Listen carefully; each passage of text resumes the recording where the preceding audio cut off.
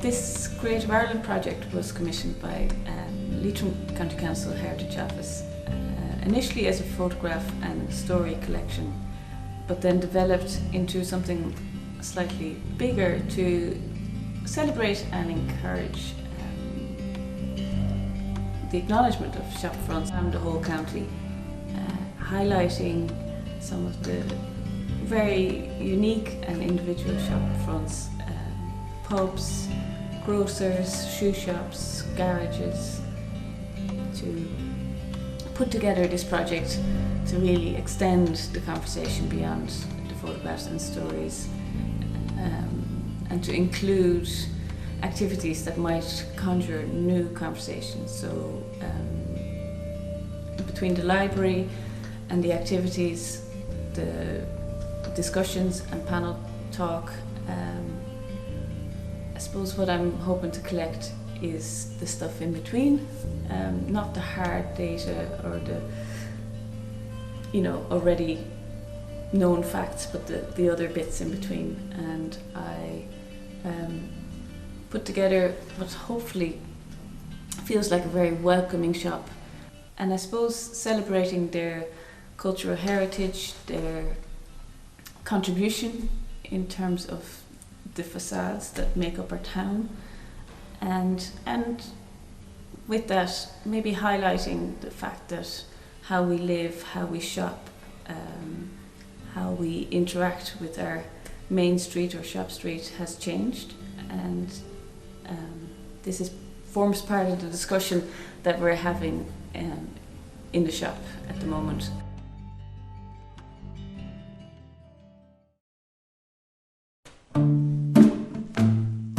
A lot of my ceramic work involves mould making, and I always would measure. I wouldn't measure with the weighing scales, do it by eye. Much prefer that because you train up the eye then. And there'd always be stuff left over, and a lot of time you just throw it in the bin. Whereas I don't like doing that. I try and reuse everything, and I thought, well, sure, I'll just pour it, and I started pouring it like pancakes on a pan onto a plastic surface. And then when that was dry, I thought, what can I do with these? And then sure, I had a bit of paint there, tried a bit of paint on it, and that's how I came up with the idea. I had an exhibition in Kilkenny Arts Week, and people liked them, bought them, and then I got a few commissions from that, so it grew naturally.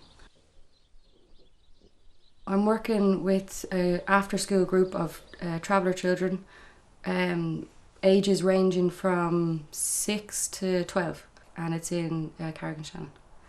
And the project is called Scrap and Scratch, and it's about reusing materials to make art, and that you don't have to go in and have loads of money in the art shop and buy all this stuff, that we can just find things and make stuff.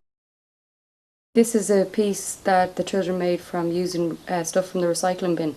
Milk lids with serrated edges, rolling it in the paint, printing with all different stuff, found objects. We had a little workshop where I brought in all offcuts of wood that I salvaged from a builder, and they did balancing sculptures and drew them. So quite simple but really effective. I also brought them to the beach where we did massive sand drawings and miniature sculptures, and we played a few games with hitting sandcastles with stones and stuff, and they just, like, the bus the whole way back was just, I wish I'd brought earplugs because they were just so excited, just singing their heads off.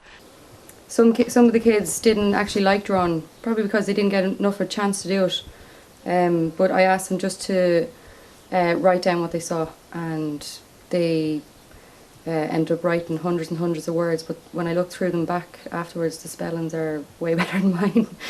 This is Sean Patrick's. He's just turned 7, and we thought this would be a really good book cover. So we're going to sell these at the Christmas market in the dock on the 7th, and it really teaches them about value and that they can actually make money through art as well. You can't really do something like this in a short space of time. You have to get to know the children, and once you do, then that's when the magic happens.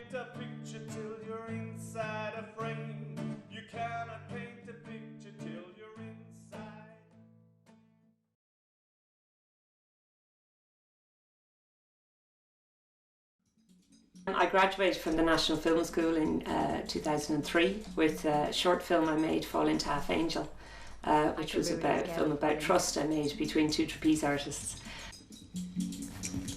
Falling off means that you made a big mistake.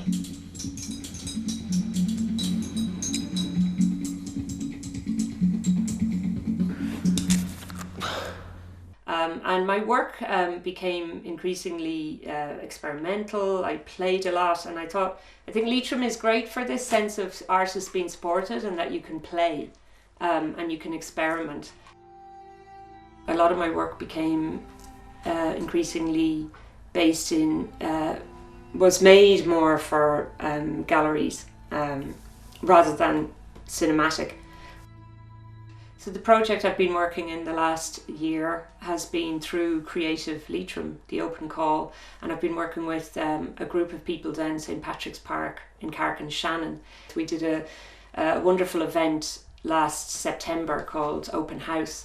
It's a social history project where this group of residents in St Patrick's Park have this incredible archive of photographs and sound recordings from the last 40 years, 50, 60 years. I've been working with them to shape that archive. When I listen to the sound recordings, I hear a lot of the older people talking about the idea of rambling. And rambling was calling up to people's houses unannounced, coming in for cups of tea, and there'd be various people who'd come to these houses that were open houses. So we recreated this in St Patrick's Park, and it was a house that was open and that people could come to, but there were also old photographs shown and a sound booth to listen to the recordings of the older residents who had lived there. So it was a lovely idea of connecting the past to the present to what will happen in the future. A lot of my work revolves around place and people and community. So that was a really lovely project, which is still ongoing. So it's nice to be recognised, but I'm also aware that there's an awful lot of people who I work with. So the award is for all of them.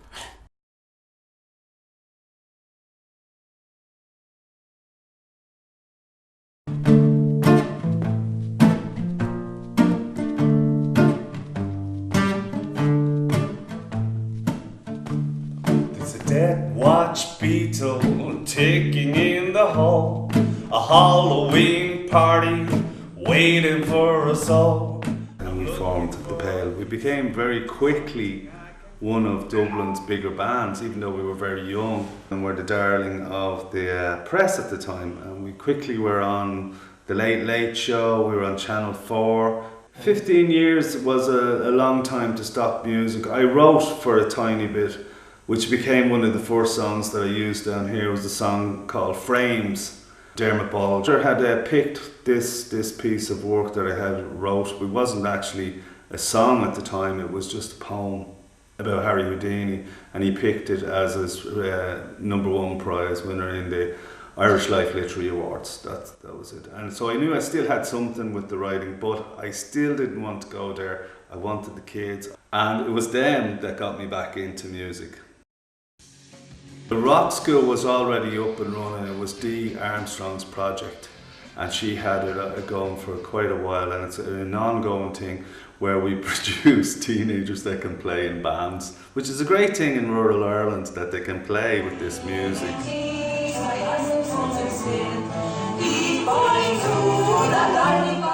The intercultural project is really, I'm loving every minute of it. We meet on Tuesdays. The people are from around the globe.